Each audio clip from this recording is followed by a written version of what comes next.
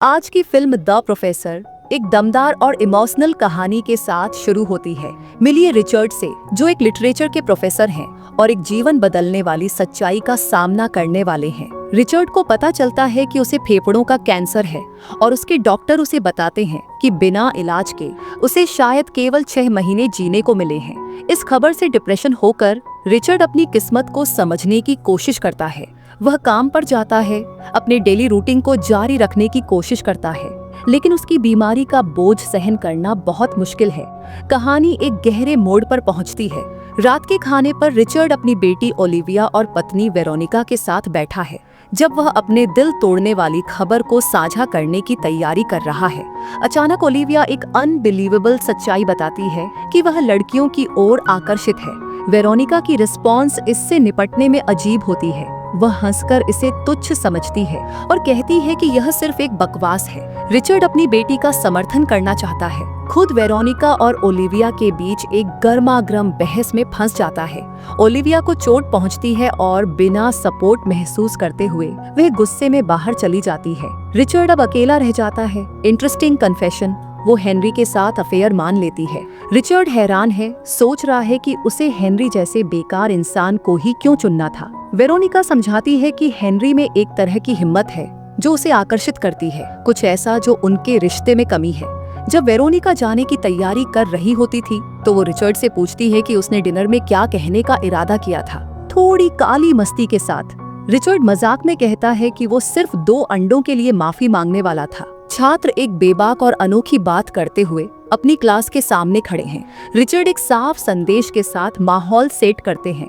वो बताते हैं कि उन्हें किस तरह के छात्रों की अहमियत है और जो इन मानकों पर खरे नहीं उतरते वो जाने के लिए स्वतंत्र हैं और उन्हें 1 CG ग्रेड मिलेगा। जो छात्र रहना चाहते हैं उनसे सीधी उम्मीद है कि किताब पढ़ें और अपने क्लासमेट्स के लिए एक रिफ्लेक्शन लिखें। जब रिचर्ड अपनी बात खत्म करते हैं तो लगभग सभी छात्र जाने का फैसला करते हैं। सिर्फ कुछ ही पीछे रहते हैं। जो छात्र रहते हैं उनमें रिचर्ड एक नारीवादी छात्रा को नोटिस करते हैं और साफ साफ कहता है कि उसे अभी स्त्रीवाद के मुद्दों की परवाह नहीं है और जेंडर असमानता पर किसी भी चर्चा को टाल देता है। रिचर्ड अचानक अपनी क्लास खत्म कर देता है क्योंकि उसे अपने इमोशंस को संभालने के लिए ब्रेक चाहिए। थोड़ी मजाकिया अंदाज में वो कहता है कि जो कोई भी जानता है कि गांजा कहाँ मिलता है वो उसे अपने ऑफिस में मिल सकता है। फिर वो दरवाजा बंद करके बाहर चला जाता है, जिससे बाकी छात्रों को हैरानी होती है। बाद में रिचर्ड एक बार में जाता है जहां वो अपने सबसे अच्छे दोस्त पीटर से शराब पर मिलता है। रिचर्ड पीटर को अपनी बीमारी के साथ संघर्ष के बारे में बताता है। पीटर की इच्छा थी कि वो काम से थोड़ा समय निकाल सके। वो बहुत सहानुभूति रखता है और उसे सांत्वना देने की कोशिश करता है, लेकिन रिचर्ड उस दया से फ्रस्ट्रेट हो जाता है और पीटर से कहता है कि वो रुक जाए।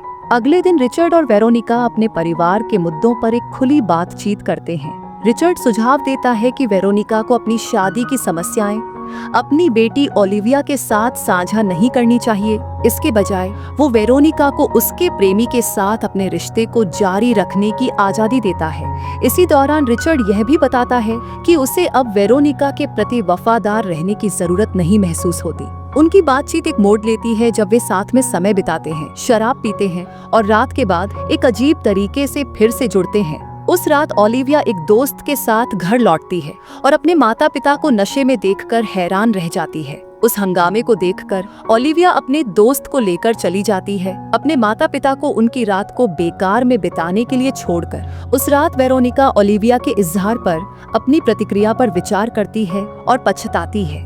अगले दिन एक लेक्चर के दौरान रिचर्ड उन कुछ छात्रों से मिलते हैं जिन्होंने उसकी क्लास में रुकने का फैसला किया। वो एक स्टूडेंट क्लारा से कहता है कि वो खुद का परिचय दे, बस ये जानने के लिए कि वो हेनरी की भतीजी है। हेनरी वो आदमी है जिसके साथ रिचर्ड की पत्नी जुड़ी हुई है। क्लारा बताती है कि उसका अपने चाचा के साथ भी रिश्ता ठीक नहीं है। फिर थोड़ी दोस्ती के माहौल में रिचर्ड सबको एक पब जाने का सुझाव देता है। पब में रिचर्ड दिल से बातचीत करता है, अपने जीवन के अनुभव और सलाह युवा स्टूडेंट्स के साथ साझा करता है। तभी एक वेट्रेस उनके टेबल के पास आती है। रिचर्ड उसके साथ मजेदार फ्लर्ट करता है और वो भी उसी तरह जवाब देती है। वेरोनिका वहां दिखाई देती है, हेनरी के साथ समय बिताते हुए। जब रिचर्ड टेबल पर लौटता है तो वो अपने छात्रों से कहता है कि वे वेट्रेस के लिए अच्छा टिप छोड़ें। जिससे उनकी शाम और भी मजेदार हो जाए। रिचर्ड के हाल के कामों ने उसके छात्रों को थोड़ा चौंका दिया है। बाद में एक पारिवारिक डिनर के दौरान रिचर्ड वेरोनिका के साथ अपने रिश्ते को सुधारने की कोशिश करता है और दिल से माफी मांगता है। उनकी बेटी ओलिविया माफी स्वीकार कर लेती है, जो एक सुलह का पल बन जाता है। जैसे ही नया स्कूल दिन शुरू होता है, एक नारीवादी छात्रा रिचर्ड और बाकी छात्रों को संबोधित करती है। वो अपने पढ़ाई के बारे में विचार साझा करती है और रिचर्ड उसकी सोच में एक सकारात्मक बदलाव नोटिस करता है। एक हल्के पल में एक छात्र रिचर्ड के ऑफिस आता है और उसे एक फ्री भांग वाला ब्राउनी देता है। रिचर्ड अपनी थैंकफुलनेस व्यक्त करता है और उस ट्रीट को छकने का फैसला करता है, जिससे उसके दिन में थोड़ी मस्ती आ जाती है। वो छात्र जो ब्राउनी लाया है हिम्मत दिखा रहा है। वो रिचर्ड के साथ मस्ती करने का सुझाव देता है। रुचि रखते हुए और मजाकिया मूड में रिचर्ड उस छात्र से पूछता है, उसे एक व्हिस्की दो और घर पर अजीब ऑफर स्वीकार करो। रिचर्ड ओलिविया के साथ दिल से बात करता है। वो पूछता है कि क्या वो अपनी गर्लफ्रेंड के साथ खुश है। ओलिविया खुशी से जवाब देती है और अपनी खुशी को बताती है। रिचर्ड भावुक और गर्वित होकर अपनी बेटी की खुशी में खुशी जताता है। कॉलेज वापस लौटकर रिचर्ड अपने बाकी छात्रों को बाहर लॉन में ले जाता है। वहाँ वो गैर कानूनी चीजों और शराब का सेवन करते हैं, पारंपरिक कक्षा की एक्टिविटीज की सीमाओं को तोड़ते हुए। रिचर्ड यह सब नहीं देख पाता। पीटर सोचता है कि अब और नहीं, उसे कुछ करना पड़ेगा। वो रिचर्ड को एक कैंसर सपोर्ट ग्रुप में ले जाता है, उम्मीद करता है कि शायद वहाँ उसे थोड़ा सुकून मिले। लेकिन जब रिचर्ड दूसरे मरीजों की कहानियां सुनता है तो वो उन्हें नजरअंदाज कर देता है और कहता है कि उनका समय बेहद कीमती है, इसे बर्बाद नहीं करना चाहिए। रिचर्ड एक अलग तरीका सुझाता है। वो कहता है कि सब मिलकर कुछ मजा करे, लेकिन किसी को भी उसके साथ जाने में दिलचस्पी नहीं होती। फिर भी रिचर्ड निराश नहीं होता।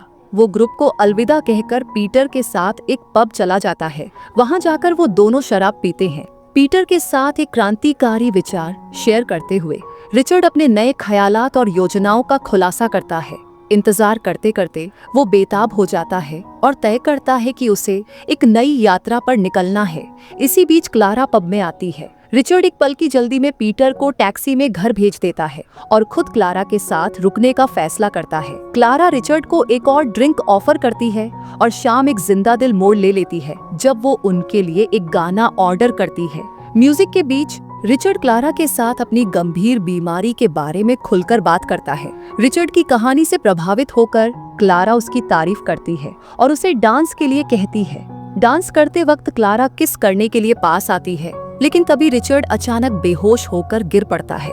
पैरामेडिक्स उसे अस्पताल ले जाते हैं, जबकि क्लारा और पब में मौजूद लोग हैरान रह जाते हैं। अस्पताल से घर लौटते ही रिचर्ड को वेरोनिका की चिंता भरी पूछताछ का सामना करना पड़ता है। वह एक अस्पष्ट माफी देता है, लेकिन अपनी हाल की मुश्किलों के बारे में अपनी पत्नी को कुछ नहीं बताता।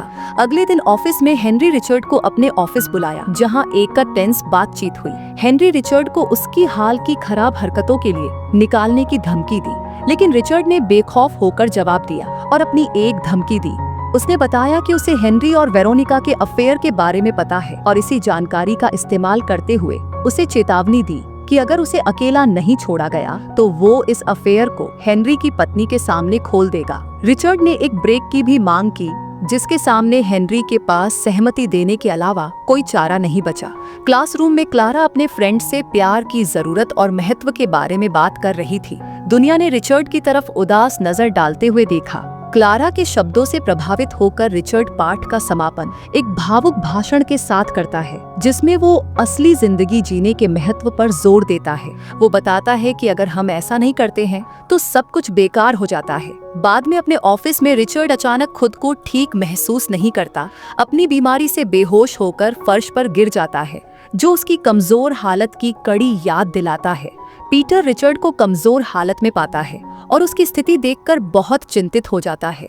रिचर्ड अपने दोस्त से कहता है कि वो उसे एक चर्च ले चले, जहां वो अपने जज्बातों और जिंदगी पर अपने ख्यालात को एक इमोशनल पल में साझा करता है। रिचर्ड पीटर से अलविदा लेते हुए नजर आता है। भावनाओं में डूबा पीटर रो पड़ता है और दोनों गले मिलते हैं, एक दूसरे को सांत्वना देने की कोशिश करते हैं। उस शाम हेनरी एक कंपनी डिनर का आयोजन करता है, जिसमें वेरोनिका और रिचर्ड दोनों शामिल होते हैं। अचानक एक नाटकीय मोड में रिचर्ड हेनरी की पत्नी के पास जाता है और सबके सामने उसे जोरदार किस करता है। इस साहसिक प्रदर्शनी के बावजूद हेनरी बाहर से शांत और संयमित बना रहता है, जैसे कुछ हुआ ही ना हो। अगर डिनर के दौरान कुछ अजीब नहीं हुआ है तो रिचर्ड खड़ा होता है और सबको संबोधित करता है। वो अपनी बीमारी के बारे में खुलकर बताता है और इस मौके का इस्तेमाल करके हेनरी के अपनी पत्नी के साथ अफेयर का इशारा करता है। रिचर्ड पीटर के साथ अपनी दोस्ती के लिए आभार व्यक्त करता है और वेरोनिका के प्रति अपनी भावनाओं की पुष्टि करता है।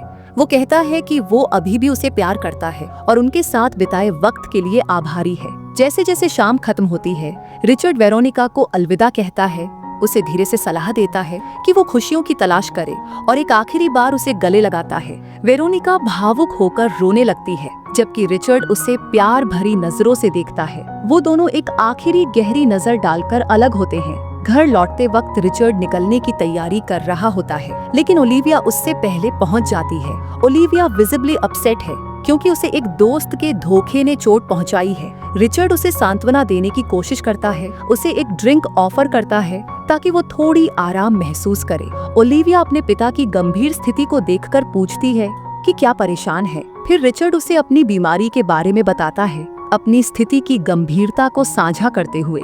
जब सब खत्म होता है, रिचर्ड ओलिविया को एक दिल से भरा संदेश देता है। वह उसे हमेशा अपने लिए सच्चा रहने के लिए कहता है और बताता है कि उसे कितना याद आएगा। ओलिविया पोर्च से देखती है जबकि रिचर्ड कार में बैठकर जाने की तैयारी कर रहा है। उनके आखिरी पल बिना कहे भावनाओं से भरे होते हैं। रिचर्ड ओलिविया को आखिरी किस भेजता है और वह देखती है कि वह कैसे चला जाता है। वह एक चौराहे पर रुकता है, दूर की ओर देखते हुए, जैसे कि वह अपने फैसले पर सोच रहा हो। इसी के साथ यह मूवी यहीं पर खत्म हो जाती है। दोस्तों, अगर आप चैनल पर नए हैं तो चैनल को सब्सक्राइब करें और हाँ, वीडियो को लाइक जरूर करें।